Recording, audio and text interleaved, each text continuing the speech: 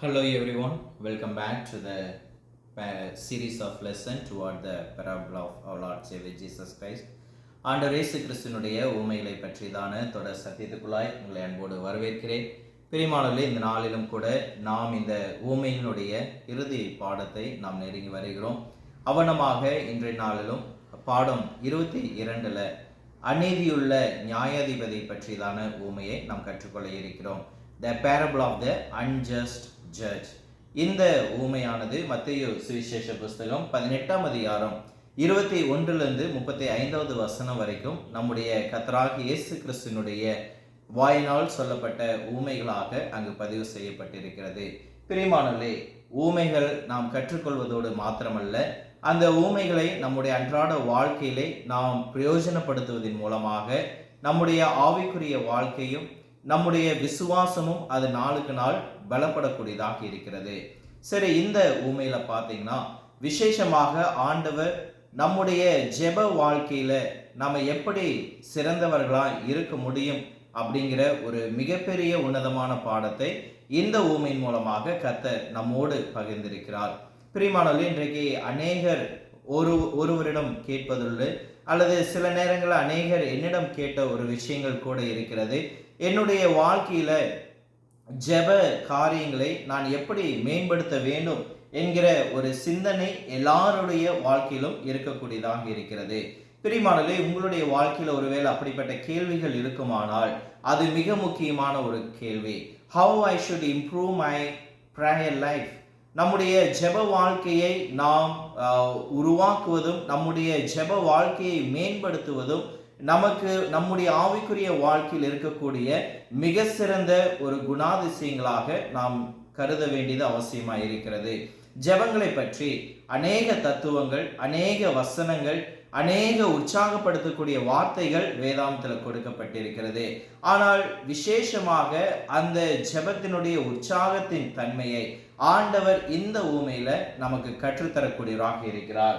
நம்முடைய ஆண்டவர் ஜெபத்தை பற்றியும் நானும் நீங்களும் எப்படி நம்முடைய ஜெப வாழ்க்கையில் நாம் விடாமுயற்சியுடன் நாம் இருக்க வேண்டும் அப்படிங்கிற ஒரு காரியத்தை தான் இந்த ஊமையில இயேசு கிறிஸ்து பேசியிருக்கிறார். ஆகவே ஆண்டவர் இங்க சொன்னது ஒரு சுவாரஸ்யமான கதை அல்ல, மாறாக நம்முடைய ஜெப வாழ்க்கையில நாம எப்படி விடாமுயற்சியுடன் இருக்க வேண்டும். ஜெபம் அல்ல, விடாமுயற்சியுடன் கூடிய ஒரு ஜெபம். ஆங்கிலத்துல சொல்லும் பொழுது the persistent prayer அப்படின்னு சொல்லுவாங்க. ஆகவே இந்த ஒரு ஊமனை இங்க சொல்லப்படக்கூடிய இந்த ஊமையில வரக்கூடிய ஒரு பெண்மணி கூட ஜெபத்தினுடைய விடாமுயற்சியில அவர்கள் எப்படி உறுதியாக இருந்தார்கள் அப்படிங்கிறத நாம கற்றுக்கொள்ள இருக்கிறோம். ஆகவே ஒருவர் ஆன்மீக ரீதியில் வளருவதற்கு ஊமைகளை குறித்த ஒரு சிறந்த ஆய்வை விட வேற எந்த ஒரு ஆய்வும் கிடையாது. ஆண்டவர் இயேசு கிறிஸ்துவினுடைய ஊமைகளை நீங்கள் கற்றுக்கொண்டாலே போதும், நம்முடைய ஆன்மீக ரீதியில நாம அதிகமாக வளரக்கூடியதாக இருக்கிறோம். சரி, அவ்வண்ணமாக ஆண்டவர் இயேசு கிறிஸ்து போதித்த அநீதியுள்ள நியாயாதிபதியை குறித்ததான ஒரு ஊமைதான் இன்றைக்கு நாம் லூக்கா 18ஆம் அதிகாரம் 1லிருந்து 8வது வசனம் வரைக்கும் ஆண்டவர் சொல்லி அந்த ஊமையை நாம் பார்க்க இருக்கிறோம். இந்த ஊமையை கடந்து செல்வதற்கு முன்பதாக இந்த ஊமையினுடைய ஒரு மைய பொருள் என்ன என்று சொல்லி பார்க்கும் பொழுது, மனுஷர் சோர்ந்து போகாமல் எப்பொழுதும் ஜெபம் பண்ண வேண்டும். நாம் எப்பொழுதும் ஜெபிப்பதில் நம்ம சோர்ந்து போகக்கூடாது. We should not become a worry when we pray to God. அதுதான் இந்த பாடத்தினுடைய ஒரு மைய பொருளாக கருப்பொருளாக இருக்கிறது. இரண்டாவதாக இந்த பாடத்தினுடைய ஒரு முக்கிய காரியம், முக்கிய பாடம் என்ன என்று சொல்லி பார்க்கும் பொழுது, ஜெபத்தில் காட்டும் விடாமுயற்சிக்கு நிச்சயம் பலன் உண்டு அப்படிங்கிறது தான் இந்த பாடம் நமக்கு கற்றுத்தரக்கூடிய ஒரு விஷயமாக இருக்கிறது. The persistent prayer will give or be fruitful. ஒரு விடாமுயற்சியுடன் கூடிய ஒரு ஜெபத்திற்கு எப்பொழுதும் பலன் இருக்குது அப்படிங்கிறத இயேசு கிறிஸ்து இந்த ஊமையின் மூலமாக நமக்கு கற்றுத்தருகிறார். சரி பிரியமானவர்களே, ஜெபத்துல விடாமுயற்சியுடன் நாம் இருக்க வேண்டும். ஜெபத்துல வேதாம முறைப்படி நாம் ஜெபிக்க வேண்டும். இந்த ஒரு புரிதலோடு நாம் இந்த ஊமையை படிக்க வேண்டும். நம்முடைய ஜெபங்களுக்கு 2 காரியங்கள் தேவை. ஒன்று விடாமுயற்சி, இன்னொன்று நம்முடைய ஜெபங்கள் வேதத்தை சார்ந்து ஆண்டவருக்குரிய காரியங்களை சார்ந்து இருக்க வேண்டும். மத்தேயு எழுதின சுவிசேஷ புஸ்தகம் 7ஆம் அதிகாரம் 7வது வசனத்தில் இவ்வாறு சொல்லப்பட்டிருக்கிறது, கேளுங்கள் அப்பொழுது உங்களுக்கு கொடுக்கப்படும், தேடுங்கள் அப்பொழுது கண்டடைவீர்கள், தட்டுங்கள் அப்பொழுது திறக்கப்படும். ஏனென்றால் கேட்கிற எவனும் பெற்றுக்கொள்கிறான், தேடுகிற எவனும் கண்டடைகிறான், தட்டுகிறவனுக்கு என்ன செய்யப்படுங்க, திறக்கப்படும் என்று வேதவசனம் சொல்லி தருகிறது.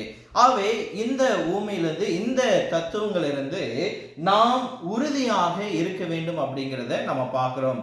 அப்போ நம்முடைய வாழ்க்கையில நாம எவ்வளவு அடிக்கடி ஜெபத்துல ஆண்டவரிடத்துல நம்ம கேட்கிறோம், நாம எவ்வளவு அடிக்கடி தேவனை தேடக்கூடியவர்களாக இருக்கிறோம், நாம எவ்வளவு அடிக்கடி தேவனிடத்துல ஜெபத்தின் மூலமாக தட்டக்கூடியவர்களாக இருக்கிறோம். பிரியமானவர்களே, இன்னைக்கு அநேக நேரம் மனிதர்களுடைய வாழ்க்கையில பல்வேறு பிரச்சனைகள் அவர்களை சந்திக்கும் பொழுது, அநேக பிரச்சனைகள் மனிதனை கீழே தள்ளும் பொழுது அவர்கள் மனம் சோர்ந்து விடக்கூடியவர்களாக இருக்கிறார்கள்.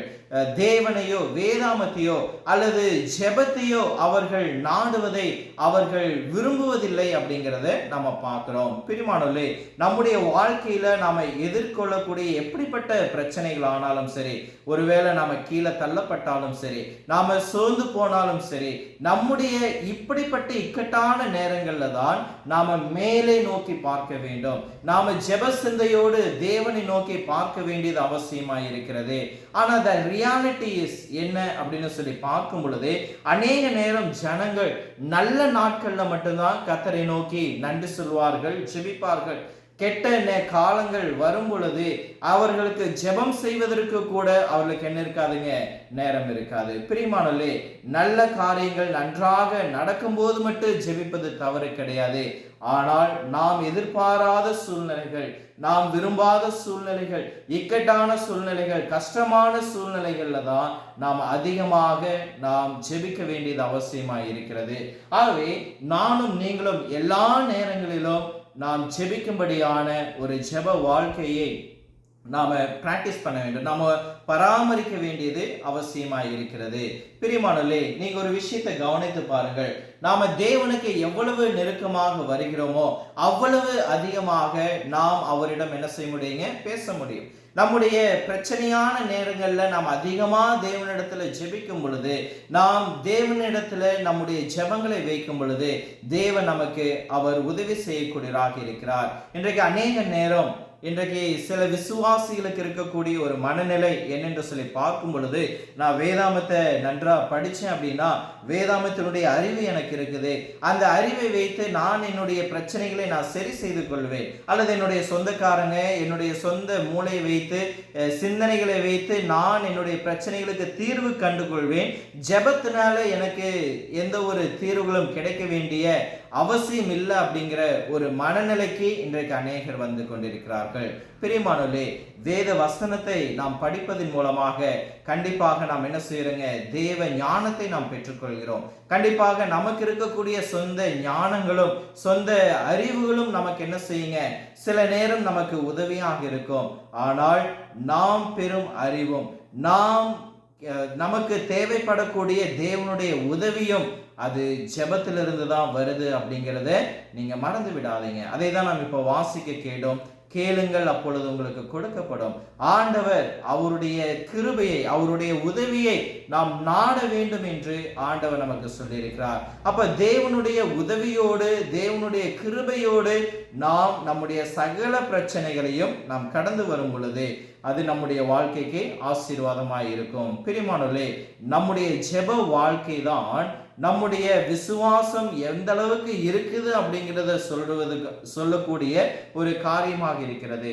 அப்போ ஒருவேளை உங்களிடத்துல நீங்க எந்த அளவுக்கு தேவனிடத்துல விசுவாசமா இருக்கிறீர்கள் அப்படிங்கிற கேள்வி கேட்டப்பட்டது அப்படின்னா, நான் ஆண்டவரை நிறைய விசுவாசிக்கிறேன் அப்படின்னு ஒருவேளை நம்ம சொல்லலாம். சரி, அப்ப நீங்க எந்த அளவுக்கு அவரிடத்துல ஜெபம் பண்றீங்க அப்படின்னு ஒரு கேள்வி கேட்கும் பொழுது, பிரியமானவர்களே, அந்த பதில் தான் நீங்க எந்த அளவுக்கு ஆண்டவரை விசுவாசிக்கிறீர்கள், எந்த அளவுக்கு ஆண்டவரை நம்புகிறீர்கள், எந்த அளவுக்கு உங்களுடைய ஆவிக்குரிய வாழ்க்கை இருக்குது அப்படிங்கிறத அது பிரதிபலிக்க வேண்டியது அவசியமாக இருக்கிறது. இந்த ஒரு சூழ்நிலை இன்னைக்கு அநேகர் தேவனை நோக்கி அதிகமா என்ன செய்யறது இல்லைங்க, ஜெபிப்பதில்லை. எனவே ஒரு ஜெப வாழ்க்கை, நம்முடைய ஜெப வாழ்க்கையை அதிகரிப்பதன் மூலம் நமது விசுவாசத்தை அதிகரிக்க நாம் முயற்சி செய்ய வேண்டியது அவசியமாய் இருக்கிறது. நாம் தேவனிடம் எவ்வளவு அதிகமாய் பேசுகிறோமோ அவ்வளவு அதிகமாய் அவரை நாம் நெருங்கி சேரக்கூடியவர்களாக, அவரை சார்ந்திருக்கக்கூடிய ஒரு உணர்வை நாம் பெற்றுக்கொள்ளக்கூடியவர்களாய் இருக்கிறோம். ஆகவே நாம் வேதாமத்தை படிக்கும் போது நமது விசுவாசம் நாம் பெரிதாக இருக்கும். அதே போல நாம தேவனிடத்தில் அதிகமாய் ஜெபிக்கும் பொழுதும் நமக்கும் தேவனுக்கும் உண்டான ஒரு உறவும், எவ்வளவு அதிகமாக நாம் தேவனை சார்ந்திருக்கிறோம் என்கிற விஷயமும் அது பலப்படக்கூடியதா இருக்கிறது. ஆகவேதான் ஜெபம் நம்முடைய வாழ்க்கையில் அவசியமாய் இருக்கிறது. அப்போ இந்த அவசியமான ஜெபத்துல இன்னொரு காரியத்தை தேவன் இந்த ஊமையில அவர் சேர்க்கக்கூடியவராக இருக்கிறார். ஏனென்று சொல்லி பார்க்கும் பொழுது, நீங்கள் ஜெபிப்பது மாத்திரமல்ல, விடாமுயற்சியுடன் நீங்கள் என்ன செய்யுங்கள்? ஜெபியுங்கள். இன்றைக்கு அநேகரும் உணராத ஒரு விஷயம் என்ன என்று சொல்லி பார்க்கும் பொழுது, நாம் ஜெபிக்க கற்றுக் கொடுக்கப்பட வேண்டும். நாம விடாமுயற்சியுடன் ஜெபிக்க நாம் கற்றுக்கொள்ள வேண்டும் அப்படிங்கிறத இன்றைக்கு அநேகர் அங்கு சிந்திக்க தவறக்கூடியலாம் இருக்கிறார்கள். லூக்கா எழுதின சுவிசேஷ புஸ்தகம் 11ஆம் அதிகாரம் 1வது வசனத்துல ஆண்டவரிடத்துல ஜெபம் பண்ணி முடித்த போது ஆண்டுடைய சீசர்கள் இயேசு கிறிஸ்துவினிடத்துல வந்து கேட்டார்கள், ஆண்டவரே, யோவான் தன்னுடைய சீசர்களுக்கு ஜெபம் பண்ண கற்றுக் கொடுத்தது போல நீரும் எங்களுக்கு என்ன செய்யும்? ஜெபம் பண்ண கற்றுத்தாரும். பிரியமானவர்களே, இன்றைக்கு ஆண்டவர் இயேசு கிறிஸ்துவினுடைய சீசர்கள் இயேசு கிறிஸ்துவினிடத்துல சென்று எங்களுக்கு தனிநபர் ஊழியம் செய்யக்கூடிய காரியத்தை கற்றுத்தாருங்கள்னு கேட்க கிடையாது. ஆண்டவர் இயேசு கிறிஸ்துவினிடத்துல வேதாமத்தை எப்படி படிக்க வேண்டும் என்று கற்றுத்தாருங்கள் என்று சொல்ல கிடையாது. அவர்கள் ஒரு நல்ல கேள்வி கேட்டார்கள், எங்களுக்கு எப்படி ஜெபிக்க வேண்டும் என்று என்ன செய்யுங்கள்? கற்றுத்தாருங்கள். இன்றைக்கு இந்த ஒரு கேள்வியை நீங்கள் கேட்கிறீர்களா? இன்றைக்கு சபையில் அநேகர் இந்த கேள்வி கேட்கதில்லை. ஜெபிக்க தெரியாதவர்கள் 10 வருடம் 20 வருடம் ஜெபிக்க தெரியாத ஒரு வாழ்க்கையாவே அவங்க வாழ்றாங்க. சபையில வந்து ஜெபம் செய்யுங்கள் அப்படின்னா அதற்கு தடுமாறுகிறார்கள், தெரியல அப்படிங்கிறாங்க. தனிப்பட்ட முறையில நான் ஜெபிக்கிறேன், ஆனா சபையில ஜெபிக்க எனக்கு தெரியல. பிரியமானவர்களே, உங்க ஊழியரையோ அல்லது உங்களுக்கு பரிச்சயமான சகோதரர்களையோ நீங்கள் அணுகி நான் எப்படி ஜெபிக்க வேண்டும், நான் எனக்கு ஜெபிக்க கற்றுத்தாருங்கள் அப்படின்னு நீங்க கேட்டு இருக்கிறீங்களா? பிரியமானவர்களே, இயேசு கிறிஸ்துவினுடைய சீசர்கள் கேட்டாங்க. அந்த சீசர்கள் வேறு யாரும் இல்லை, பேதுரு, யோவான் போன்ற நாம வேதத்துல படிக்கக்கூடிய அந்த அற்புதமான அப்போஸ்தலர்கள். அப்ப அவர்கள் வளரக்கூடிய நாட்கள்ல ஒவ்வொன்றாக கர்த்தரிடத்துல கேட்டுக்கொண்டார்கள். அப்போ நீங்களும் நானும் ஜெபிக்க கற்றுக்கொள்ள நாம கேட்பதற்கு நாம் என்ன செய்யக்கூடாதுங்க? நாம கூச்சப்படக்கூடாது. நாம் ஜெபத்தை கற்றுக்கொண்டு நாம் ஜெபிக்க நாம் பழக வேண்டியது அவசியமாயிருக்கிறது. ஆகவே இயேசு கிறிஸ்துனுடைய வாழ்க்கையில் இந்த ஒரு கேள்வியை சீசர்கள் இயேசு கிறிஸ்துவினிடத்துல ஏன் கேட்டாங்க அப்படின்னா, இயேசு கிறிஸ்துடைய வாழ்க்கையை அவருடைய சீசர்கள் பார்த்தாங்க. அப்போ இயேசு கிறிஸ்துனுடைய சீசர்களுக்கு அவருடைய வாழ்க்கை எப்படி தெரிந்தது அப்படின்னா, அவர் ஒரு ஜெப வீரராக தெரிந்தார். அவர் அடிக்கடி ஜெபிக்க கூடியவராக அவர் திறந்தார். அவர் ஜெபத்துல காட்டிய விடாமுயற்சியை அவர்கள் இயேசு கிறிஸ்துவினிடத்துல பார்த்தார்கள். இதெல்லாம் பார்த்துட்டு தான் அவர்களுக்கு ஜெபத்தினுடைய அருமை தெரிந்து ஜெபத்தின் மீது இருக்கக்கூடிய ஒரு தாக்கத்தை அவர்கள் உணர்ந்து இயேசு கிறிஸ்துவினிடத்துல கேட்கிறாங்க, எங்களுக்கு ஜெபித்து என்ன செய்தாருங்கள்? கற்றுத்தாருங்கள். பிரியமானவர்களே, இன்றைக்கு அநேக நேரம் தங்களுக்கு ஜெபிக்க தெரியும் என்று நினைக்கக்கூடிய மதவாதிகள் அல்லது டினாமினேஷன்ஸ் என்ன செய்யறாங்க? நிறைய பேர் இருக்கிறாங்க. நிறைய பேர் ஜெபிக்க தெரியாதுங்கிற ஒரு கூட்டம் இருந்தாலும் ஜெபிக்க தெரியும் என்று சொல்லி தவறாக ஜெபிக்கக்கூடிய ஒரு கூட்டமும் இருக்கிறார்கள். அதாவது அவங்க ஜெபிக்கிறார்கள், ஆனால் எப்படி ஜெபிப்பதுன்னு சில பேருக்கு தெரியறதில்லை. அவர்களில் பல பேர் தங்களுடைய ஜெபங்கள் வேதாமம் சொல்லுகிற பிரகாரமாக வேதாமத்தை கர்த்தருடைய வார்த்தையை சார்ந்ததாக இருக்கிறதா அப்படிங்கிறத அவர்கள் அறியாமல் இருக்கிறார்கள். நான் என்ன சொல்ல வரேன் அப்படின்னா, உதாரணத்திற்கு இன்றைக்கு அன்னை மரியாளை நோக்கி என்ன செய்கிறார்கள்? ஜெபித்துக் கொண்டிருக்கிறார்கள். மரியே வாழ்க, மரியே எங்களுடைய காரியத்தை நிறைவேற்றுங்கள் என்று இன்றைக்கு அநேகர் மாதா கோயில்களுக்கு சென்று அங்கு மரியாளை நோக்கி என்ன செய்கிறார்கள்? ஜெபித்துக் கொண்டிருக்கிறாங்க. அவங்க சொல்லக்கூடிய ஒரு கூற்று என்ன அப்படின்னா, நீங்க ஒரு அரசாங்க அதிகாரியா இருக்கட்டும், ஒரு ராஜாவாக இருக்கட்டும், உங்களுக்கு ஒரு காரியம் நடக்கணும் அப்படின்னா அந்த நபருடைய தாயார் இடத்துல போய் பேசுங்கன்னா அந்த தாயார் அந்த ராஜாவுக்கோ அல்லது அந்த அதிகாரிக்கோ சொல்லும் பொழுது அவர் தன்னுடைய தாயினுடைய வார்த்தை கேட்டு என்ன செய்வார்? அந்த காரியத்தை அவர் நிலைநாட்டுவார். அதே மாதிரி தான் நாம இயேசு கிறிஸ்துவின் இடத்துல டைரக்டா போறதை காட்டிலும் நாம மரியாள் இடத்துல போகும் பொழுது, மரியாள் இயேசு கிறிஸ்துவின் இடத்துல பரிந்து பேசும் பொழுது அந்த காரியம் நமக்கு கிடைக்கும் அப்படின்னு சொல்றாங்க. பிரியமானவர்களே, இந்த ஒரு கதை நமக்கு கேட்பதற்கு வேணாம் என்ன செய்யலாங்க, அது நன்றாக இருக்கலாம்.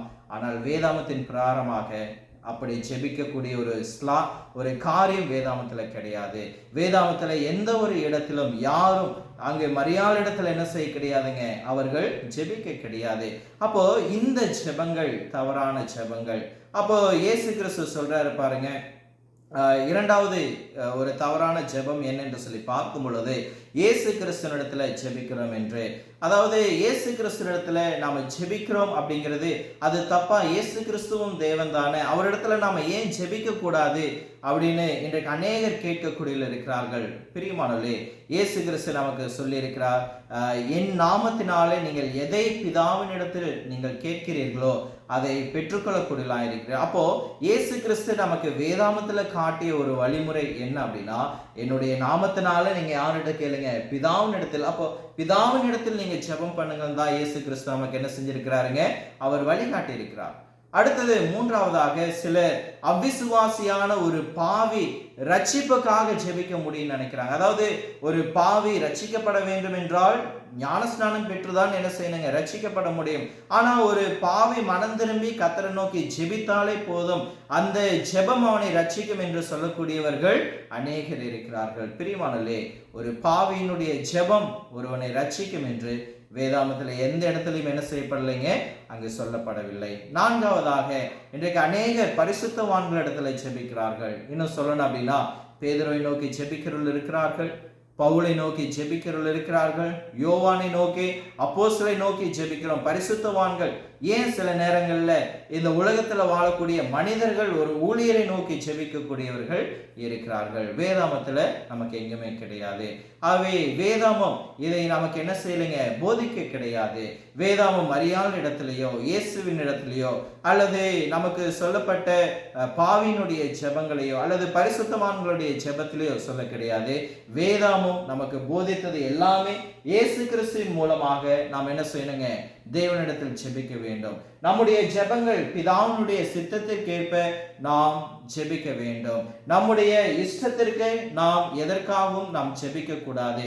எனவே இந்த காரியங்கள் எல்லாம் கருத்தில் கொண்டு நாம் ஜெபிக்க கற்றுக்கொள்ள வேண்டியது அவசியமாய் இருக்கிறது.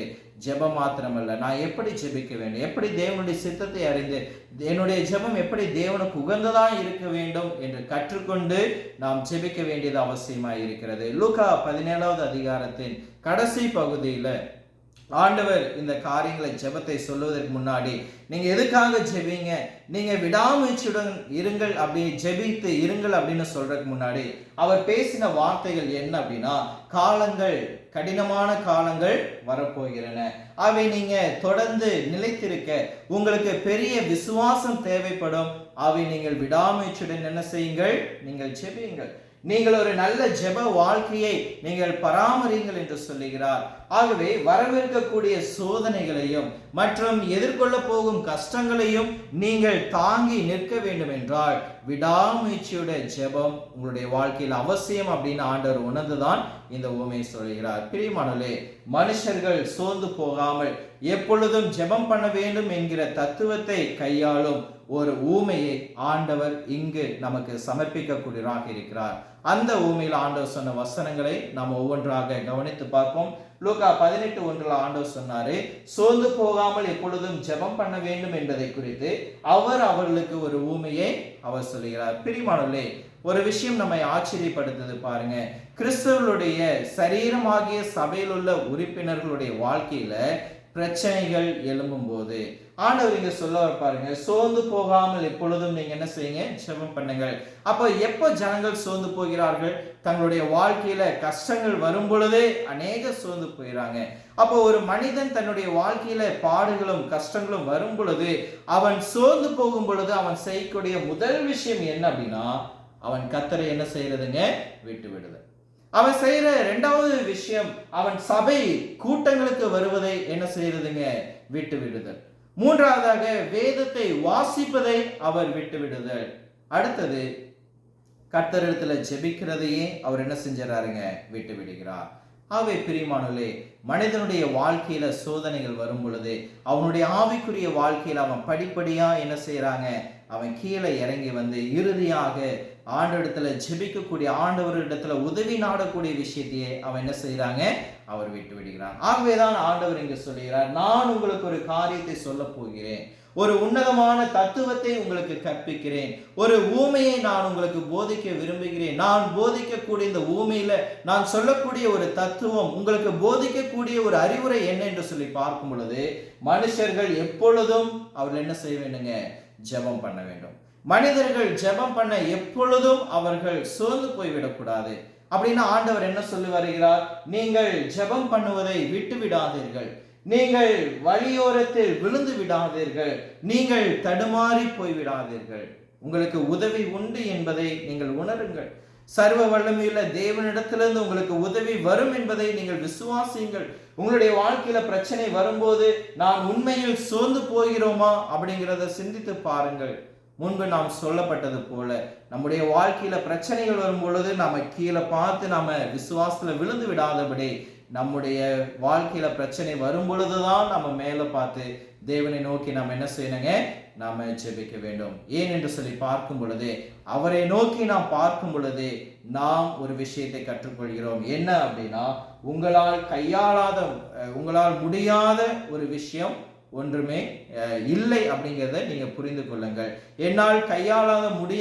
என்னால் சரி செய்ய முடியாத விஷயங்கள் இருக்கலாம், ஆனால் தேவனால் முடியாத விஷயம் எதுவுமே கிடையாது.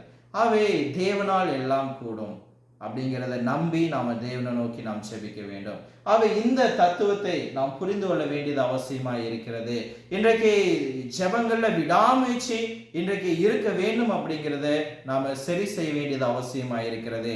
அநேக ஜெபத்தை எப்படி பயன்படுத்துகிறார்கள் அப்படின்னா, ஃபயர் எஸ்கேப் மாதிரி பயன்படுத்துறீங்க. அதாவது ஒரு தீயணைப்பு ஏணி வரும் இல்லைங்களா, ஒரு ஆபத்து வரும் பொழுது டக்குன்னு தீயணைப்பு வரும், அது ஏணி வரும், அதுல இருந்து இறங்கி வந்துடலாம். அந்த மாதிரி நம்முடைய நிலைமைகள் மோசமாகும் பொழுது மாத்திரம் முழங்கால் படிட்டு ஆண்டவரை நோக்கி ஜெபிக்க வேண்டும் அப்படின்னு அநேகர் என்ன செய்யறாங்க, நினைக்கிறாங்க.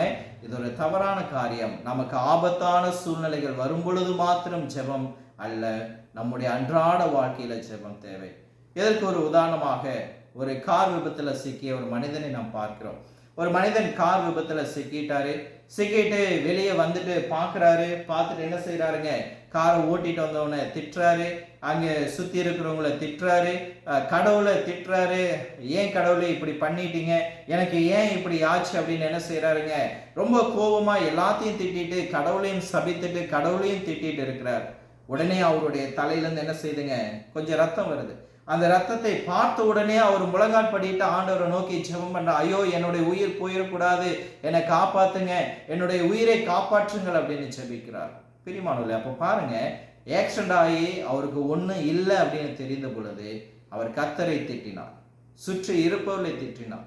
ஆனால் தனக்கு ஒரு ஆபத்து வரும் பொழுது, தன்னுடைய சரீரத்துல ஒரு காயத்தை கண்டவுடன் தேவனுடைய உதவிக்காக அவர் தேவனிடத்துல ஜெபம் பண்ணினார். அவரை போலதான் பிரியமானவர்களே, இன்றைக்கு அநேகர் இருக்கிறார்கள். நல்ல நேரங்கள்ல தேவன் தேவையில்லை அப்படின்னு, கெட்ட நேரங்கள் வரும் பொழுதும் தேவன் தேவை அப்படின்னு நினைக்கிறாங்க. நமக்கு தேவன் தேவை. எல்லா நாட்களிலும் எல்லா நேரங்களிலும் அவர் நமக்கு தேவை.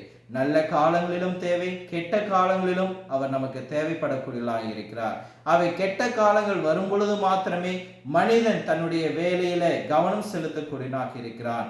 அவை தேவனை ஒருபோதும், தேவனை பற்றிய சிந்தனையை மனதிலிருந்து நாம் என்ன செய்யக்கூடாதுங்க, நம்ம நீக்கிவிடக்கூடாது. தேவன் உங்கள் மேல் அன்பாக இருக்கிறார், தேவன் உங்கள் மீது அக்கறை காட்டக்கூடியவராக இருக்கிறார்.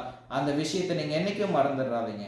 ஆகவே கெட்ட காலங்கள் இருக்கத்தான் செய்கின்றன, ஆனால் நீங்கள் உங்கள் நம்பிக்கையை தேவன் மேல் வைத்தால் அவர் உங்களுக்கு என்ன செய்யறாருங்க, உதவக்கூடியவராக இருக்கிறார். ஆகவேதான் ஆண்டவர் சொல்றாரு, நீங்கள் எப்பொழுதும் ஜெபிக்கும்படியாக கர்த்தர் இந்த உண்மையை சொல்லுகிறார். அவர் சொல்லிய இரண்டாவது வார்த்தை லூக்கா 18:2, ஒரு பட்டணத்திலே ஒரு நியாயாதிபதி இருந்தான். அவன் தேவனுக்கு பயப்படாதவனும் மனுஷரை மதியாதவனுமாய் இருந்தான். அப்ப ஆண்டவர் இங்க சொல்ல வரக்கூடிய இந்த ஊமையில இங்கு ஒரு மனிதனை பற்றி பேசுகிறார். இந்த மனிதன், ஒரு பட்டணத்துல ஒரு மனிதன் இருக்கிறான். அந்த மனிதனுக்கு 2 குணாதிசயங்கள். ஒன்று, அவன் தேவனுக்கு பயப்படாதவன். இரண்டாவது, அவன் மனுஷனையும் மதியாதவனாக அவன் இருந்தான். அப்போ இந்த ஒரு நியாயாதிபதிக்கு இருந்த ஒரு குணம் எப்படிப்பட்ட ஒரு குணம் அப்படின்னா, அவன் தேவனையும் கடவுளையும் மதிக்கிறது இல்லை, கடவுளுக்கும் பயப்படுறது இல்லை, தன்னுடைய சக மனிதர்களையும் என்ன செய்வது இல்லைங்க, அவர்களை பற்றி கவலை இல்லை. அப்போ இப்படிப்பட்ட ஒரு மனநிலை கொண்ட ஒரு நபரை பற்றி நீங்கள் என்ன நினைக்கிறீர்கள்? அவன் ஒரு உன்னதமான 2 கட்டளைகளை தன்னுடைய வாழ்க்கையில் அவன் பின்பற்றல. ஆண்டவர் சொன்ன அதாவது பிரமாணங்களிலேயே முக்கியமான 2 பிரமாணங்களை அவன் பின்பற்றாமல் இருந்தான்.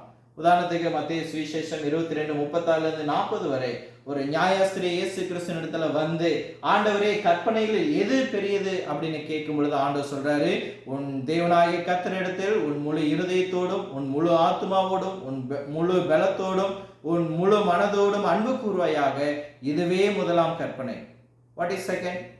அதற்கு ஒப்பாய் இருக்கிற 2ஆம் கற்பனை என்னவென்றால், உன்னிடத்தில் நீ அன்பு கூறுவது போல பிறனிடத்திலும் அன்பு கூற. அப்போ முதல் கட்டளை, நீ உன்னுடைய கர்த்தருக்கு என்ன செய்யணும்? முழு இருதயத்தோடு முழு பலத்தோடு நீ என்ன செய்யணும்? உன்னுடைய கர்த்தருக்கு நீ விசுவாசித்து நம்பி வாழும். 2வது, உன்னிடத்தில் இருக்கிற உன்னை நீ நேசிப்பது போல உன்னுடைய அயலான இடத்திலும் நீ என்ன செய்யணும்? நேசிக்க வேண்டும்.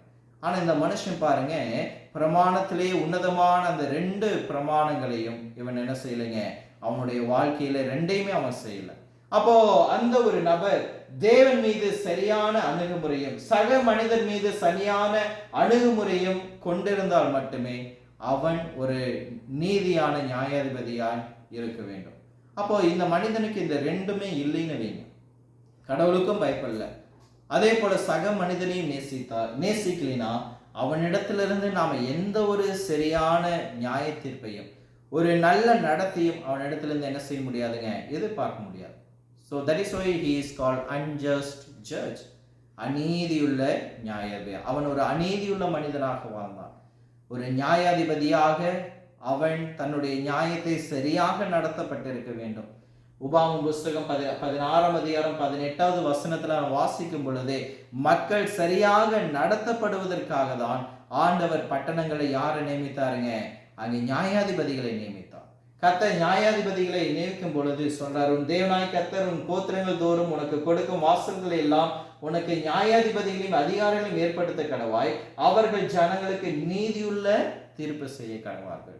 அப்போ ஒரு நியாயாதிபதியினுடைய வேலை என்ன அப்படின்னா, ஜனங்களுக்கு நீதியுள்ள ஒரு நியாய தீர்ப்பு தர வேண்டும். ஆனா இங்க ஒரு நியாயாதிபதி இருக்கிறார், அவரு தேவனையும் மதிக்கல, மனுஷனையும் மதிக்கல. அவனிடத்திலிருந்து ஒரு நீதியான நியாய தீர்ப்பும் கண்டிப்பா என்ன செய்யாதுங்க, வந்ததும் கிடையாது. இந்த நியாயாதிபதி குறித்து சொல்லும் பொழுது 2 நாளாகமம் 19:5 பார்க்கும் பொழுது, இந்த தேவன் நியமித்த இந்த நியாயாதிபதிகளுடைய அடிப்படையில் கர்த்தருக்கு நீதி வழங்கும்படியாக கர்த்தர் என்ன செய்தாருங்க, அவர் நியமித்தார். இந்த வசனம் நீங்க வாட்சி பார்த்தீங்க அப்படின்னா தெரியும், கர்த்தர் அவங்களுக்காக ஒரு விஷயத்தை சொல்றாரு. என்னென்ன கட்டளையில சொல்றாரு அப்படின்னா, நீங்கள் ஒரு தீர்ப்பு வழங்க வேண்டும் என்று நான் விரும்புகிறேன், அது நியாயமானதாக இருக்க வேண்டும். சர்வ வல்லமையுள்ள கர்த்தராகிய எனக்காகவே நீங்கள் இதை செய்கிறீர்கள் அப்படிங்கிறத உணருங்கள். 3வது, அங்கே முகதாட்சியம் இருக்கக்கூடாது. 4வது, ஒரு காரியம் எப்படி செய்யப்பட வேண்டுமோ அப்படியே செய்யப்பட வேண்டும். அது சரியோ எது சரியோ அது சரி, அது யாருக்கு எதிராக இருந்தாலும் சரி, அதுதான் கடினமான ஒரு விஷயம். 5வதாக, தீர்ப்பு யாருக்கு சாதகமாக இருந்தாலும் அது சரி என்ற அடிப்படையில் அமைந்திருக்க வேண்டுமே தவிர அவர்கள் யார் என்பதற்காக இருக்கக்கூடாது. அவை பிரியமானவர்களே, தேவ நியாயாதிபதிகளை ஒரு நியாயமான வழக்கை விசாரிக்கவும் முகதாட்சிணியங்கள் இல்லாமல் சரியான தீர்ப்புகளை சரியாய் வழங்கும்படியாக கர்த்தர் நியமித்தார். ஆனால் இங்கு நாம் பார்க்கக்கூடிய இந்த நியாயாதிபதியோ அப்படிப்பட்ட ஒரு நியாயாதிபதி அல்ல. அவன் கர்த்தருக்கு பயப்படாதவனும் மனுஷரை மதியாதவனுமாய் இருந்தபடியால் அப்படிப்பட்ட ஒரு நியாயாதிபதி நடத்திலிருந்து எந்த ஒரு நியாயமான தீர்ப்பும் வர முடியாது. அவை நம்முடைய வாழ்க்கையில பொதுவாகவே நாம தேவனுக்கு பயப்படாத ஒரு மனுஷனையும், மனுஷனை மதிக்காத அல்லது மனுஷரை அங்கீகரிக்காத ஒரு மனுஷரை நாம் பார்ப்போம் என்றால் அவரிடத்திலிருந்து நாம் என்ன செய்ய முடியாதுங்க, எந்த ஒரு நன்மையுமே எதிர்பார்க்க முடியாது. அப்ப இன்றைக்கு அநேக தேசங்கள் என்ன செய்யுதுங்க, கலைப்பு, மனுஷனை ஈஸியாக கொல்றது, வெட்டுறது அப்படிங்கிறதெல்லாம் நிறைய நடக்குது. அப்போ இதெல்லாம் செய்யக்கூடியவர்களுடைய குணம் எப்படிப்பட்டதுன்னா, ஒன்று அவங்க கடவுளுக்கு பயப்படாதவர்கள், இரண்டாவது, தங்களுடைய சக மனிதர்களை அவர்கள் நேசிக்காதவர்கள். இந்த 2 குணமும் இல்லாதவர்கள் தான் பிற உயிரை அவர்கள் அற்பமாக எண்ணக்கூடியவர்களாய் இருக்கிறார்கள். ஆகவேதான் பிரியமானவர்களே, வேத வாக்கியம் நமக்கு மிக அழகாக சொல்லுகிறது, இந்த நியாயாதிபதி தேவனையோ மனுஷனையோ மதிக்கவில்லை, எனவே அவன் தேவனை நேசிப்பதாலோ அல்லது சரியானதை செய்ய விரும்புவதாலோ இந்த பெண்ணுக்கு உதவ போவதில்லை. மாறாக அந்த மனிதன் இந்த பெண்ணினுடைய ஒரு தொந்தரவு தாங்க முடியாம தான் என்ன செய்ய போறாங்க, உதவி செய்ய போறான். அதை நம்ம பார்க்கக்கூடியலாம் இருக்கிறோம். சரி, இயேசு கிறிஸ்து இந்த உண்மையில சொன்ன 3வது விஷயம், அந்த பட்டணத்திலே ஒரு விதவையும் இருந்தால் அவள் அவனிடத்தில் போய் எனக்கும் என் எதிராளிக்கும் இருக்கிற காரியத்தில் எனக்கு நியாயம் செய்ய வேண்டும் என்று விண்ணப்பம் பண்ணினாள். பிரியமானவர்களே, இங்க ஒரு பெண்மணி இருக்கிறாங்க, ஒரு விதவை இருக்கிறாங்க. அப்போ வேதாமத்துல பாருங்க, இந்த பெண்மணி யார் அப்படின்னு சொல்லி பார்க்கும் பொழுது இந்த ராஜனிடத்துல போய் தனக்கான வழக்குக்காக ஒரு நீதியை தேடுறாங்க. அப்போ அந்த நல்ல பெண்ணும் அந்த மோசமான நியாயாதிபதியும் ஒரே பட்டணத்துல வாழ்ந்து வந்தார்கள். சில நேரங்கள்ல நம்முடைய வாழ்க்கையில் அப்படிதான், நல்லதும் கெட்டதும் எங்கதான் இருக்கும், அது ஒன்றாக தான் வாழ வேண்டியது அவசியம். நம்ம நல்லவங்களா இருக்கனால நம்ம கூட நல்லவங்க மட்டும்தான் இருக்கணுங்கிற அவசியம் கிடையாது. நம்ம நல்லவங்களா இருந்தாலும் நம்ம கூட சில கெட்டவர்கள் என்ன செய்வாங்க, பயணம் செய்து கொண்டுதான் இருப்பார்கள். அவை தேவனுடைய பிள்ளைகளாக இருப்பவர்கள் கூட தேவ பக்தியற்றவர்களுடன் தொடர்ந்து வாழ வேண்டியதாய் இருக்கக்கூடிய ஒரு உலகத்துல தான் நம்ம வாழ்கிறோம். ஆனாலும் பிரியமானவர்களே, நாம சரியாக வாழும் பொழுது, நாம பக்தியுள்ளவர்களாய் வாழும் பொழுது, நாம் விசுவாசத்தில் ஒழுக்கமுள்ளவர்களாய் வாழும் பொழுது, அந்த தேவ பக்தியற்ற மனிதனையும் அந்த மோசமான மனிதனையும் நம்மால் என்ன செய்ய முடியுங்க, நம்ம விசுவாசத்துக்குள்ள நம்ம கொண்டு வர முடியும். அப்ப இங்க இந்த ஊமையில சொல்லப்பட்ட ஒரு பெண்மணி, அவளுக்கு இந்த நியாயாதிபதியின் இடத்துல இருந்து ஒரு உதவி தேவைப்பட்டது. ஆனால் அந்த உதவி அவளுக்கு என்ன செய்யலைங்க, அவளுக்கு கிடைக்கப்படல. ஏனென்றால் நம்ம முன்னாடி பார்த்தது போலதான், அவன் கர்த்தருக்கு பயப்படாதவனும் மனுஷரை மதியாதவனும். அப்ப அவனிடத்துல இருந்து எந்த ஒரு நன்மையும் என்ன செய்ய போறது இல்லைங்க, வரப்போறதில்லை.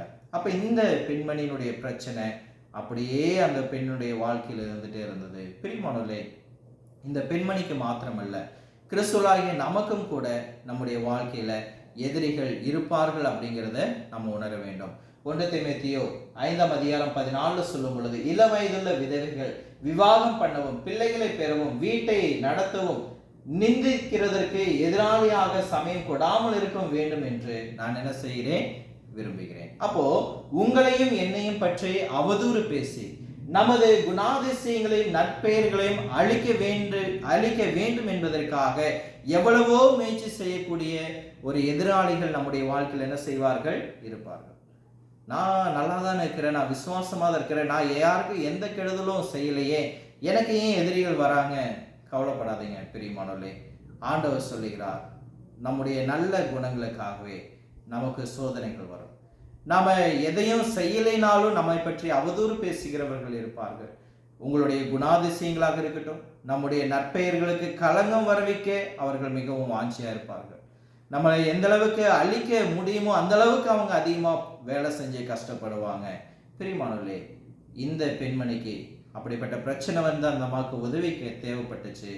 ஆனா அந்த அம்மாவுக்கு உதவிகள் என்ன செய்யப்படலைங்க, அங்கே கிடைக்கப்படவில்லை. அவன் அதில் அக்கறையும் என்ன செய்யலைங்க, அவன் காட்டப்படவில்லை. ஆகவே இந்த உண்மையில ஆண்டவர் சொல்றாரு பாருங்க. அடுத்த விஷயம் லூக்கா 18:4 சொல்லும் பொழுது, வெகு நாள் வரைக்கும் அவனுக்கு மனதில்லாது இருந்தது, பின்பு அவன் நான் தேவனுக்கு பயப்படாமலும் மனுஷனை மரியாதனாகவும் இருந்தோம். அப்போ இங்க இந்த மனிதனுடைய ஒரு மோசமான அநீதியுள்ள நியாயாதிபனுடைய அணுகுமுறையை நீங்க பாருங்க. வெகு நாள் வரைக்கும் அவன் என்ன செய்யலையாமாங்க. So it's been ongoing statement. அந்த அம்மா வந்துட்டே இருக்கிறாங்க, இவன் மறுதளிச்சுட்டே இருக்கிறாங்க, அந்த அம்மா வந்துட்டே இருக்கிறாங்க, இவன் மறுதளிச்சுட்டே இருக்கிறாங்க.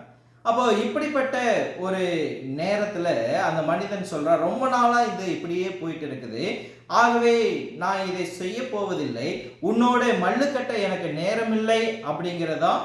இந்த அம்மா இப்படியே வந்துட்டு போகுது, இப்படி எனக்கு நேரம் செலுத்த தேவையில்லை, இதை இன்னைக்கு முடிக்கணும் அப்படிங்கிற ஒரு இக்கட்டான மனநிலைக்கு அவன் வரான் பாரு.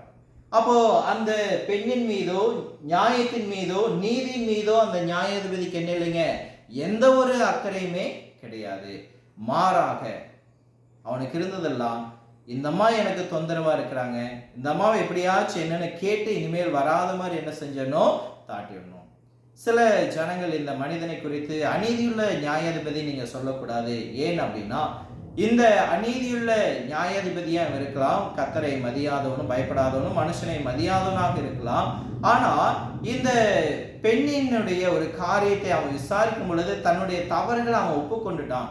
நான் கர்த்தருக்கு பயப்படாதவன், நான் மனுஷனை மதிக்காதவன், தன்னுடைய தவறை ஒப்புக்கொண்டானே அப்படின்னு அவங்க சொல்றாங்க. பிரியமானவர்களே, அவனுடைய தவறுகளை அவன் என்ன செய்யறாங்க, அவன் ஒப்புக்கொள்வது பெரிதல்ல. தேவனையோ மனுஷனையோ துணையும் மதிக்காத ஒருவனை நாம் எப்படி நற்பண்புள்ளவன் என்று நாம் என்ன செய்ய முடியுங்க, சொல்ல முடியும். இப்ப இந்த இடத்துல இதை சொல்லிட்டு அந்த பெண்ணுடைய நியாயத்தை விசாரிப்பது அந்த பெண்ணுக்கான நீதியை தேடி தரணும் அப்படிங்கிறதுக்காக கிடையாது. மாறாக இந்த அம்மாவுடைய தொந்தரவு எனக்கு போகணும் அப்படின்னு தான், இந்த அம்மாவுடைய தொந்தரவுல இருந்து தப்பிக்கணும் அப்படிங்கிற ஒரு தவறான நோக்கத்துல தான் அவன் இந்த முடிவை என்ன செய்யறாங்க, அவன் எடுக்கிறான். சில நேரங்கள்ல சில போதலிடம் நான் வருகிறேன் என்று சொல்லிவிட்டு வரமாட்டார்கள். நான் அப்படிப்பட்டவன் அல்ல, நான் நேர்மையானவன் அப்படின்னு சொல்லுவாங்க. அதாவது இந்த நியாயாதிபதி போலவே, அதாவது கடவுளுக்கு பயப்பட மாட்டாரு, மனுஷனை மதிக்க மாட்டாரு. சரி, கடைசியா அந்த நியாயத்தை விசாரிச்சதுனால ஒரு நல்ல நியாயாதிபதி, நான் உள்ளதை சொல்லிட்டேன், ஆனாலும் இந்த அம்மா வராங்க, நான் நியாயமானவன் அப்படின்னு சொல்ல முடியாது. இன்னைக்கு அநேகர் ஒரு ஊழியக்கார இடத்துலயும் சொல்லுவதை நம்ம பார்க்குறோம். நான் வர முடியாதுங்கய்யா அப்படின்னு முன்னாடியே சொல்றதுனால தாங்கள் நியாயமானவர்கள் அப்படின்னு அவங்க என்ன செய்யறாங்க, நேர்மையானவர்கள் அப்படின்னு சொல்றாங்க. பிரியமானவர்களே, உண்மையாகவே நாம நேர்மையானவர்களாய் தேவனிடத்துல நடந்து கொள்வோம் என்றால் உங்கள் ஆத்மாவோடு நீங்க என்ன செய்யணும், நேர்மையா இருக்க வேண்டும். வேதாமத்தோடு நாம நேர்மையாக இருக்க வேண்டும். அவர்கள் தங்கள் வாழ்க்கையில் ஏதோ ஒரு நற்பண்பு இருப்பதாக நாம் நினைக்க வேண்டும் என்று என்ன செய்கிறார்கள், விரும்புகிறார்கள். பிரியமானவர்களே, நாம வர முடியாதுன்னு சொல்றது ஒரு நேர்மைன்னு காட்டுறதை காட்டிலும் இயேசு கிறிஸ்துவை விட்டு தள்ளி இருக்கும் வாழ்க்கையில் எந்த ஒரு நற்பண்புமே கிடையாது. நீங்க வல்லைன்னு சொல்றது நல்லதுதான், வராம இருக்க போறீங்க, அதை முன்கூட்டியே வல்லைன்னு பொய் சொல்லாம வரேன்ட்டு வல்லைன்னு உண்மையை சொல்லிடுறீங்க. ஆனா அதுலயும் என்ன அப்படின்னா, நீங்க கடவுள் சார்ந்த விஷயம், தேவனை சார்ந்த விஷயங்களுக்கு நீங்கள் உங்கள் நேரத்தை, உங்கள் வாழ்க்கையை கொடுக்கல அப்படின்னா அதுல எந்த ஒரு நற்பண்பும் இல்லை அப்படிங்கிறத நம்ம புரிந்து கொள்ள வேண்டியது அவசியமா இருக்கிறது. சரி, இந்த உண்மையில ஆண்டவர் சொல்லக்கூடிய அடுத்த விஷயம் வசனம் 5, இந்த விதவை என்னை எப்பொழுதும் தொந்தரவு செய்கிறபடியினால் இவள் அடிக்கடி வந்து என்னை அலட்டாதபடிக்கு இவளுக்கு நியாயம் செய்ய வேண்டும் என்று தனக்குள்ள என்ன செய்தான், சொல்லிக் கொண்டான். அப்போ ஆண்டவர் இங்க ஒரு அருமையான ஒரு காரியத்தை சொல்றாரு. அந்த நியாயாதிபதி தனக்குள்ள சொல்லிக்கொண்ட விஷயம், இந்த விதவை என்னை எப்பொழுதும் தொந்தரவு செய்கிறான், இந்த விதவை அடிக்கடி வந்து என்னை அலட்டாதபடிக்கு உனக்கு நியாயம் செய்யறேன். அப்ப இங்க நடக்கக்கூடிய ஒரு விஷயம் என்ன அப்படின்னா, இதுதான் நடக்குது. அந்த விதவை முதலாம் வந்து அந்த நியாயாதிபதியை கதவை தட்டும் பொழுது, அம்மா என்னால உதவி செய்ய முடியாது, ஐ கான் ஹெல்ப் யூ. மீண்டும் அந்த அம்மா வந்து ஐயா கதவை தட்டுறாங்க, அம்மா எனக்கு இதுல விருப்பம் இல்லை, I am not interested in it. மீண்டும் அந்த அம்மா வந்து கதவை தட்டுறாங்க, அப்போ எனக்கு இந்த பிரச்சனையில் ஆர்வம் இல்லை, I am not interest on your matter. ஆனா மீண்டும் அந்த அம்மா வராங்க, கதவு தட்டுறாங்க, நான் ஒன்றும் செய்ய போவதில்லைன்னு சொல்றான். ஆனா மீண்டும் அந்த அம்மா வராங்க, கதவை தட்டி கொண்டே இருக்கிறாள். she keep knocking knocking knocking. பிரியமானவர்களே, இந்த அம்மாவுடைய குணாதிசயம் அதுதான். அந்த அநீதியுள்ள நியாயாதிபதியினிடத்துல இந்த அம்மா தனக்கான ஒரு நீதி வேண்டும் என்று அவர்கள் தொடர்ந்து சென்று கொண்டே இருந்தார்கள். அவளுடைய வழக்கு சரியானது என்பதற்காகவோ அல்லது அவளுடைய பக்கம் நியாயம் இருக்குது என்பதற்காகவோ அந்த நியாயாதிபதி அந்த அம்மாவுக்கு உதவி செய்யவில்லை. மாறாக இந்த அம்மா விடாம வந்து எனக்கு உதவி செய்ய, அந்த அம்மா என்னை அலட்டாதபடிக்கு, அப்படிதான் கிரேக்க மொழியிலிருந்து அங்க மொழிபெயர்க்கப்பட்டிருக்கிறது.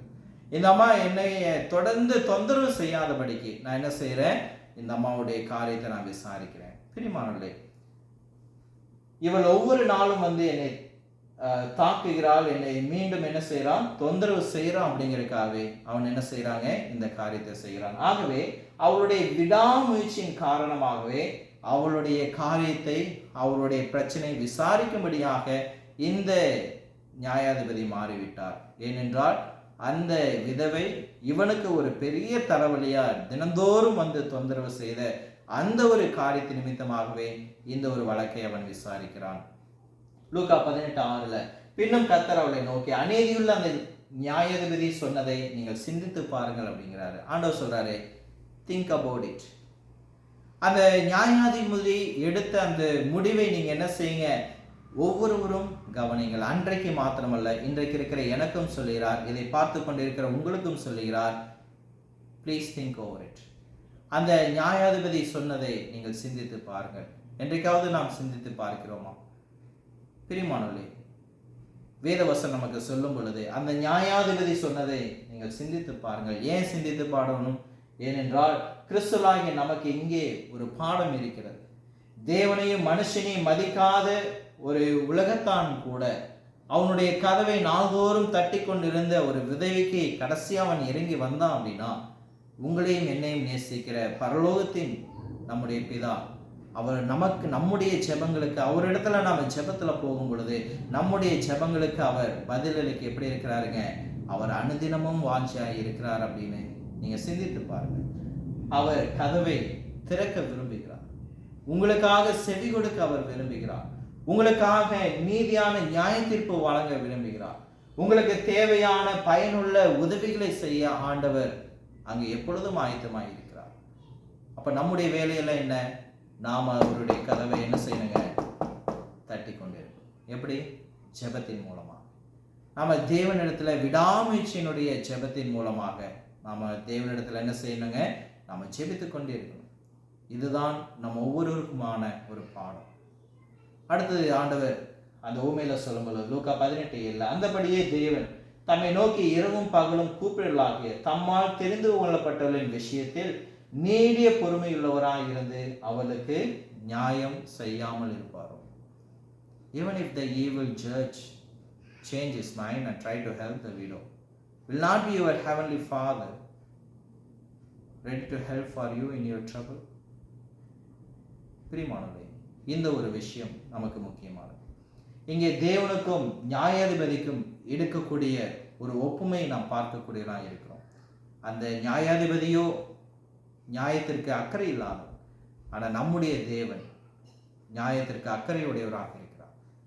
அந்த நியாயாதிபதி அந்த பெண்ணுடைய தேவையை பூர்த்தி செய்வதில் அவனுக்கு எந்த ஒரு விருப்பமும் இல்லை. ஆனால் நம்முடைய தேவன் நம்முடைய தேவைகளை பூர்த்தி செய்வதற்கு அவர் எப்பொழுதும் ஆயத்தமாய் இருக்கிறார். அவை நமக்கான பாடம் என்ன? தேவனிடம் கேளுங்க, விடாமுயற்சியிடம் கேளுங்க.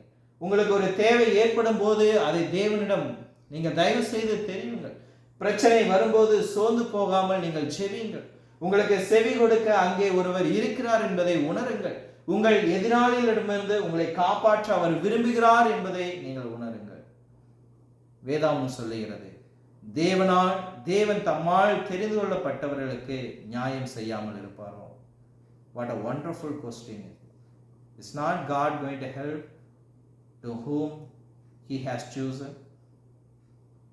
அந்த நியாயாதிபதி அந்த பெண்ணுக்கு உதவ முன்வந்தது போல பிரியமானவர்களே, விடாமுயற்சியுடன் ஜெபத்தில் ஆண்டவர் இடத்துல கதவை தட்டி கொண்டிருக்கிற ஒவ்வொருவருக்கும் கர்த்தர் என்ன செய்யறாருங்க? அவர் பதிலளிக்கிறார். இந்த ஒரு ஊமையில விடாமுயற்சியுடன் கதவை உடைத்து தள்ளக்கூடிய அளவிற்கு ஆண்டவரிடத்துல ஜெபத்துல தேடி தேவனத்துக்கு பதில் தருவார் என்பது இதனுடைய பாடம் அல்ல. மாறாக பிரியமானவர்களே, நம்முடைய ஜெபங்கள், விடாமுயற்சியினுடைய ஜெபங்கள் கூட அது தேவனுக்கு சார்ந்ததாக, தேவனுக்கு உகந்ததாக இருக்கும் பட்சத்துல தேவன் நமக்கு பலன் அளிக்கக்கூடியவராக இருக்கிறார். ஆகவே ஒவ்வொரு நாளும் நம்முடைய வாழ்க்கையில பிரச்சனைகள் இருக்கும். அது வெவ்வேறு பிரச்சனையா வரும். நம்முடைய வாழ்க்கையில தேவைகளும் அதிகமா இருக்குது. நாம செய்ய வேண்டியதெல்லாம் ஆண்டுடைய கதவை என்ன செய்யணுங்க? ஜெபத்துல பரலோக கதவை, கிருபையின் கதவை நம்ம திறக்கணும். ஆகவே தைரியமா தேவனுடைய கிருபையின் சிங்காசனத்திற்கு முன்பு செல்லுங்கள். தைரியமாக நீங்கள் தேவனிடத்துல கேளுங்கள். கர்த்தர் கண்டிப்பா என்ன செய்வாருங்க? பதில் தருவார். அப்ப வேதாமத்துல தைரியமாக தேவனிடத்துல ஜெபிக்க வேண்டும் அப்படிங்கிற ஒரு காரியத்தை நம்ம பார்க்கிறோம். தேவனிடம் தைரியமாக நாம விண்ணப்பம் செய்ய வேண்டியது அவசியம் அப்படின்னு பார்க்கிறோம். ஏனென்றால் இங்க ஒரு பக்தியற்ற நியாயாதிபதி விடாமுயற்சியோடு தொடர்ந்து கதவை தட்டும் அந்த விதவைக்கு பதிலளித்தது போல கர்த்தர் இந்த அநீதியுள்ள நியாயாதிபதி அல்ல. அவர் உங்களையும் என்னையும் நேசிக்கிறவர். அவர் தூய்மையானவர். அவர் உன்னதமானவர். அவர் பரலோக பிதா. அவர் எப்பொழுதும் நமக்காக என்ன செய்யறாருங்க? உதவி செய்ய ஆயத்தமாக இருக்கிறார். 1 பேதுரு புஸ்தகம் 3ஆம் அதிகாரம் 12வது வசனத்துல வேதம் இவ்வாறு கூறுகிறது, கர்த்தருடைய கண்கள் நீதிமான்கள் மேல் நோக்கமாய் இருக்கிறது, அவருடைய செவிகள் அவர்கள் வேண்டுதலுக்கு திறந்திருக்கிறது, தீமை செய்களுக்கோ கர்த்தருடைய முகம் விரோதமாய் இருக்கிறது. பிரியமானவர்களே, கர்த்தருடைய கண்கள் நீதிமான்கள் மேல் என்ன செய்தாமாங்க? நோக்கமாய் இருக்கிறது. அவருடைய செவிகள் நீதிமான்களுடைய ஜெபங்களுக்கு வேண்டுதலுக்கு திறந்திருக்கிறது. அப்ப நீங்க ஏன் ஜெபிக்க யோசிக்கிறீங்க? கர்த்தர் நம்முடைய ஜெபங்களை கேட்க அவருடைய காதுகளை திறந்து நமக்காக ஆயத்தமாய் இருக்கிறார். கர்த்தரை நோக்கி ஜெபிங்க. 1 யோவான் 3:22 சொல்லும் பொழுது, நாம் அவருடைய கற்பனைகளை கைக்கொண்டு அவருக்கு முன்பாக பிரியமானதை செய்கிறபடியால் நாம் வேண்டிக் கொள்கிறது எதுவோ அதை அவராலே என்ன செய்கிறோம்? பெற்றுக்கொள்கிறோம். பிரியமானவர்களே, இங்க ஒரு விஷயத்தை கவனிப்பாருங்க. பரலோகத்தின் கதவை தட்டும் கற்பனையை கை கொள்வதற்கு கர்த்தர் என்ன செய்வாராமாங்க? செவி கொடுப்பார். அவர்கள் வேண்டிக் கொள்கிறது எதுவோ அதை அவர்கள் என்ன செய்கிறார்களாமாங்க? பெற்றுக்கொள்கிறார்கள். அப்போ நீங்கள் தேவனுக்கு செவி கொடுக்கவில்லை என்றால் அவர் உங்களுக்கு செவி கொடுக்க மாட்டார். நீங்கள் தேவனுக்கு செவி கொடுப்பீர்கள் என்றால் அவர் உங்களுக்கு ஜெபங்களுக்கு அவர் செவி கொடுக்கக்கூடியவராக இருக்கிறார். எபிரேயர் புஸ்தகம் 4:14 நாம் இரக்கத்தை பெறவும் ஏற்ற சமயத்தில் சகாயம் செய்ய கிருபை அடையவும் தைரியத்துடனே கிருபாசன தண்டையை நாம் சேரக்கிறோம். அப்போ சர்வ வல்லமையுள்ள தேவனிடம் இயேசு கிறிஸ்துவின் மூலமாக கிருபாசன தண்டையை நாம் தைரியமாக நம்ம ஜெபத்துல பேச வேண்டும். நம்முடைய தேவைகளை தேவனிடம் சொல்ல வேண்டும். தேவனுடைய பிள்ளைகளாக நமது பாவங்கள் மன்னிக்கும்படி அவரிடம் கேட்பதும் ஜெபத்துல நமக்கு கிடைக்கக்கூடிய ஒரு மிகப்பெரிய ஒரு பாக்கியமாக இருக்கிறது. ஆவே பிரியமானவர்களே, நாம் ஜெபத்தை நம்புகிறோம் என்றும் தேவனிடம் பேசி அவருடைய உதவியை பெறுவதை நம்புகிறோம் என்று நாம் சொல்லுகிறோம் என்றால் இந்த கேள்வி எல்லாம் நீங்க கேட்டு பாருங்கள். நீங்க உண்மையா ஜெபத்தை நம்புறீங்களா? ஒருவேளை நீங்க உண்மையா ஜெபத்தை நம்புறீங்களா? இன்னைக்கு காலையில எந்திரிச்சு நீங்க எத்தனை பேர் நீங்கள் ஜெபித்தீர்கள்? நீங்க எத்தனை பேர் ஜெபிக்க நினைத்தீர்கள்? ஒரு நல்ல ஜெப வாழ்க்கையை நீங்கள் பராமரிக்கிறீர்களா? தேவனுடைய பிள்ளையாக உங்கள் வாழ்க்கையில் சந்தேகத்திற்கு இடமின்றி ஏதோ ஒரு பிரச்சனை இருக்கலாம். அதை பற்றி நீங்கள் தேவனிடத்துல என்றைக்காவது ஜெபத்துல பேசியிருக்கிறீர்களா? சத்தியத்தை போதித்து நீங்கள் யாருக்காவது உதவ முயற்சி செய்யாமல் அவளுக்காக நீங்கள் ஜெபித்தீர்களா? நீங்கள் ஜெபித்து எவ்வளவு காலம் ஆகிறது? உங்கள் அன்றாட உணவுக்காக நீங்கள் தேவனுக்கு நன்றி செலுத்தி நீங்கள் ஜெபித்து எவ்வளவு நாட்கள் ஆகிறது? உங்கள் பிள்ளைகளுக்காக நீங்கள் ஜெபித்து எவ்வளவு காலம் ஆகிறது? பிரியமானவர்களே, நமது ஜெப வாழ்க்கையில் நாம் விடாமுயற்சியுடன் இருக்க வேண்டியது அவசியமா இருக்கிறது. ரோமர் 12:19 பிரியமானவர்களே, பழி வாங்குதல் எனக்குரியது, நானே பதில் செய்வேன் என்று கர்த்தர் சொல்லியிருக்கிறார். அந்த 8ஆம் வசனத்துல அவர்களுக்கு நியாயம் செய்யாமல் இருப்போனோ அப்படின்னு ஆண்டவர் என்ன செய்யறாருங்க? அவர் சொல்லியிருக்கிறார். அப்போ உங்களுக்கு பழி வாங்குறது உங்க விஷயம் வேண்டாம். உங்களுக்கு யாராச்சும் எதிராக ஏதாச்சும் ஒரு காரியம் செஞ்சாங்கன்னா நீங்க அவங்கள பழி வாங்குற ஒரு காரியத்தை விட்டுங்க.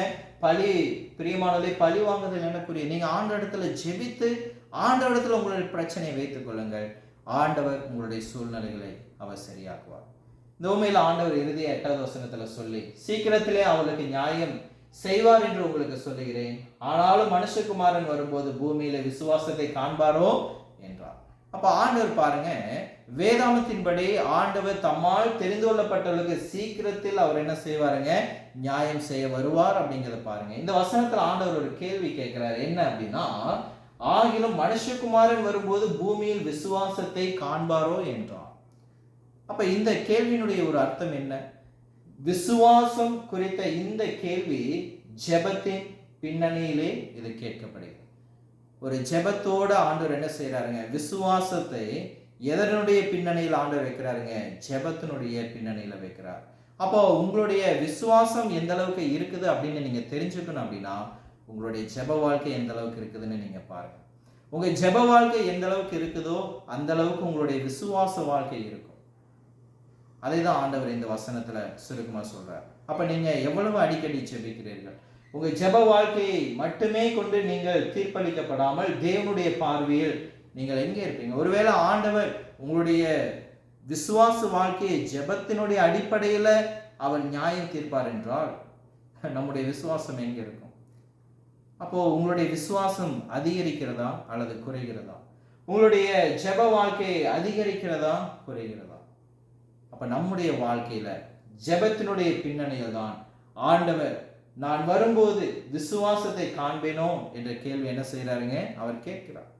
அவை உதவி செய்யும்படி நான் அவரிடம் கேட்கவே இல்லை என்றால் நான் தேவனை நம்புகிறேன் எப்படி என்று நாம் எப்படி சொல்ல முடியும்? நாம ஜெபிக்கவே இல்லை, ஜெபிக்காம தேவனை நம்புறேன் நாம் எப்படி சொல்ல முடியும்?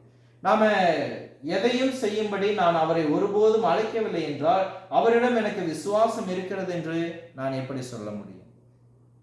பிரியமானவர்களே, நாம கர்த்தரை விசுவாசிக்கிறோம் என்றால் நம்முடைய வாழ்க்கையில ஜெபம் இருக்க வேண்டும். ஜெபம் இல்லாத வாழ்க்கை விசுவாசம் இல்லாத வாழ்க்கை. ஜெபம் இல்லாமல் கர்த்தரை விசுவாசிக்க என்ன செய்ய முடியாதுங்க? கிரியை இல்லாத விசுவாசம் செத்துதான் இருப்பது போல ஜெபம் இல்லாத ஒரு விசுவாச வாழ்க்கை அது செத்துதான் இருக்கிறது. யாக்கோபு 1:5 சொல்லும் பொழுது அவர் சொல்றார், உங்களில் ஒருவன் ஞானத்தில் குறைவுள்ளவனாய் இருந்தால் யாருக்கும் சம்பூர்ணமாய் கொடுக்கிறவரும் ஒருவரையும் கடிந்து கொள்ளாதவருமாய் இருக்கிற தேவனிடத்தில் கேட்க கடவன், அப்பொழுது அவனுக்கு கொடுக்கப்படும். ஆனாலும் அவன் எவனாகிலும் சந்தேகப்படாமல் விசுவாசத்தோட கேட்க கடவன். சந்தேகப்படுகிறவனால் காற்றினால் அடிபட்டு அலைகிற கடலின் அலைக்கு ஒப்பாய் இருக்கிறான். அப்படிப்பட்ட மனுஷன் தான் கர்த்தரிடத்தில் எதையாகிலும் பெறலாம் என்று நினையாதிருப்பானாக. இருமனம் உள்ளவன் தன் வழிகள் எல்லாம் என்ன செய்கிறான்? நிலையற்றவனாய் இருக்கிறான். ஆண்டவர் சுருக்கமா இந்த வசனத்தை சொன்னார், நீ ஜெபி, சந்தேகப்படாமல் ஜெபி, விசுவாசத்தோடு ஜெபி, அவிசுவாசத்தோடு நீ ஜெபிக்காத. விசுவாசத்தோடு நீ எது கேட்டாலும் அது உனக்கு கிடைக்கும். அதே யாக்கோபு 5:14 சொல்லும் பொழுது, நீங்கள் குணமடையும்படிக்கு உங்கள் பிள்ளைகளை ஒருவருக்கொருவர் அறிக்கையிட்டு ஒருவருக்காக ஒருவர் ஜெபம் பண்ணுங்க. ஆண்டவர் சொல்றாரு, pray for one another. நீங்க ஒருவருக்காக ஒருவர் ஜெபிங்கள். சில நேரங்களில் சபையினுடைய விசுவாசிகள் குடும்பத்துல யாருக்காச்சும் உடல்நிலை சரியில்லாம போகும் பொழுது மூப்பரையோ ஊழியரோ வளைவளைத்து ஜெபம் பண்ணிடுவாங்க. அவங்க ஏன் அதை செய்யறாங்க தெரியுங்களா? ஏனென்றால் அப்படிப்பட்டவர்கள் ஜெபத்தின் மீது அதிக நம்பிக்கை அவர்களுக்கு இருக்கிறது. அவர்கள் நீதிமான் செய்யும் உருக்கமான ஜெபம் அங்கு பிணியாளியை ரட்சிக்கும் என்பதை அவர்கள் விசுவாசிப்பதனால் அவர்கள் அப்படி செய்கிறார்கள். அவை கிறிஸ்தவர்களாகிய நாம் அனைவரும் நமது ஜெபத்துல ஊக்கமாய் இருக்க வேண்டும். நாம் நமது ஜெபத்துல விடாமுயற்சியுடன் இருக்க வேண்டும். நாம் தேவனை நேசிக்கிறோம் என்பதை அவர் அறியும் விதமாக நாம் என்ன செய்யணுங்க? வாழ வேண்டும்.